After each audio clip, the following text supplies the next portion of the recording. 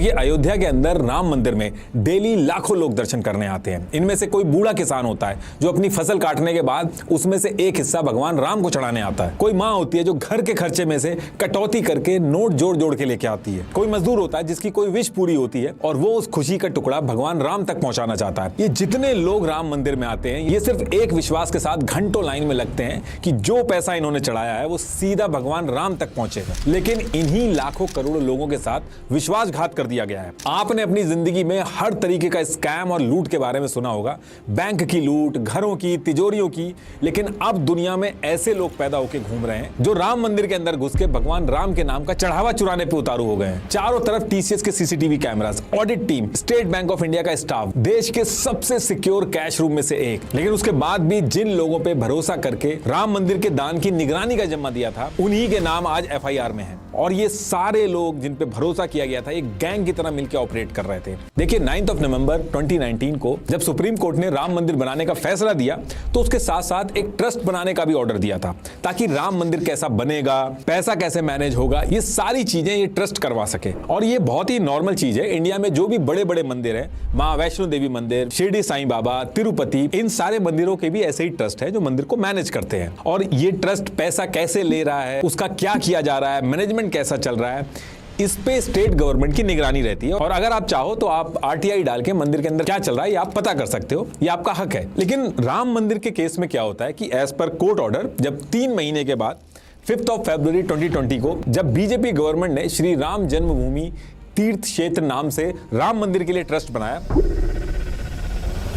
तो इसमें इन्होंने एक चीज की, इस ट्रस्ट को इन्होंने एक ऑटोनॉमस ट्रस्ट बनाया। मतलब कि ये ट्रस्ट एक प्राइवेट ट्रस्ट की तरह रन करेगा, जिसमें गवर्नमेंट का कोई रोल नहीं होगा। अब बीजेपी गवर्नमेंट ने राम मंदिर के ट्रस्ट को ऑटोनॉमस बना के गवर्नमेंट के कंट्रोल से तो बाहर कर दिया। तो ऑन पेपर तो ये ट्रस्ट गवर्नमेंट के कंट्रोल से बाहर दिख रहा था। आप इसमें बाकी मंदिरों की तरह आरटीआई वगैरह नहीं डाल सकते थे। लेकिन ट्रस्ट के अंदर जो लोग रखे गए वो ऐसे रखे गए जिनके कनेक्शन बीजेपी गवर्नमेंट से थे। और ऐसा मैं इसलिए कह रहा हूं क्योंकि 15 में से 12 मेंबर खुद बीजेपी गवर्नमेंट ने नॉमिनेट किए। जैसे नृपेंद्र मिश्रा, ये 2014 से 2019 तक पीएम नरेंद्र मोदी के प्रिंसिपल सेक्रेटरी थे। ऐसे ही ट्रस्ट में वीएचपी और आरएसएस के लोग भी थे। जैसे बीजेपी गवर्नमेंट ने ट्रस्ट का जनरल सेक्रेटरी चंपत राय को बनाया। ये बचपन से आरएसएस से जुड़े थे, लेकिन फिर जब राम मंदिर आंदोलन हुआ तो इसमें आरएसएस ने इनको वीएचपी में भेजा। तो ये विश्व हिंदू परिषद के इंटरनेशनल वाइस प्रेसिडेंट भी थे। ऐसे ही कंस्ट्रक्शन कमेटी का मेंबर कामेश्वर चौपाल जी को बनाया गया। ये बीजेपी के एमएलसी भी रह चुके थे। ऐसे ही डॉक्टर अनिल मिश्रा, ये आरएसएस के अवध रीजन के प्रांत कार्यवाह थे।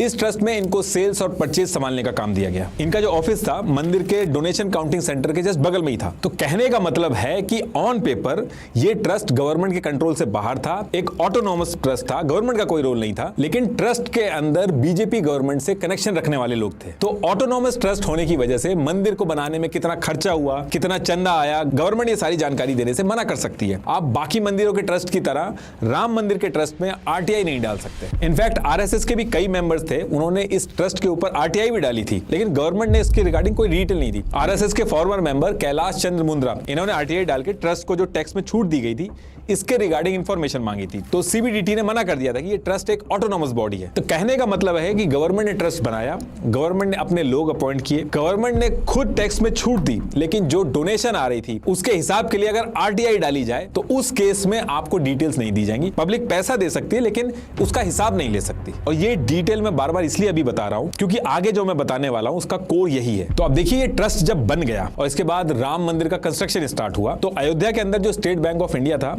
यहां पे ट्रस्ट का एक जीरो बैलेंस का करंट अकाउंट खोल के पूरे देश से डोनेशन आना चालू हुआ। और ये जो पूरा डोनेशन लेने का जो प्रोसेस था और जो राम मंदिर का कंस्ट्रक्शन चल रहा था, जब ये सारी चीजें चल रही थी तो इसके 7 महीने बाद नवंबर 2020 को ट्रस्ट के जो टॉप ऑफिशियल्स थे, इन्होंने क्या किया, इन्होंने एक प्राइवेट ऑडिट फर्म को बुलाया और पूरे प्रोसेस को ऑडिट करवाया। अब इस ऑडिट फर्म ने आके जब ऑडिट किया तो as per Indian Express report, इस ऑडिट फर्म ने कहा कि जिस तरीके से ये पूरे ट्रस्ट का मैनेजमेंट चल रहा है ये हाईली अनप्रोफेशनल है, इससे बहुत बड़ी दिक्कत खड़ी हो जाएगी। इसमें ना तो कोई सिस्टमैटिक रिकॉर्ड मेंटेन हो रहा है, ट्रांजैक्शन भी ऐसी की जा रही है जिसमें सेकंड और थर्ड चेक नहीं है। और फर्म ने कहा कि अगर इसको जल्दी से जल्दी नहीं सुधारा गया तो चोरी और इनएप्रोप्रिएट ट्रांजैक्शन होने लगेंगे। ऑडिट फर्म ने ये जो वार्निंग दी थी इसके ऊपर काम होना चाहिए था, लेकिन हुआ इसका उल्टा। इस वार्निंग के बाद प्रोसेस को सही करने की बजाय ऑडिट फर्म की इस वार्निंग की फाइल को दबा दिया गया। ट्रस्ट की वेबसाइट पर ना कोई एसओपीज, ना कोई इंटरनल ऑडिट रिपोर्ट, कुछ भी मेंटेन नहीं किया गया और इसके बाद भी कंस्ट्रक्शन का काम ऐसे ही चलता रहा।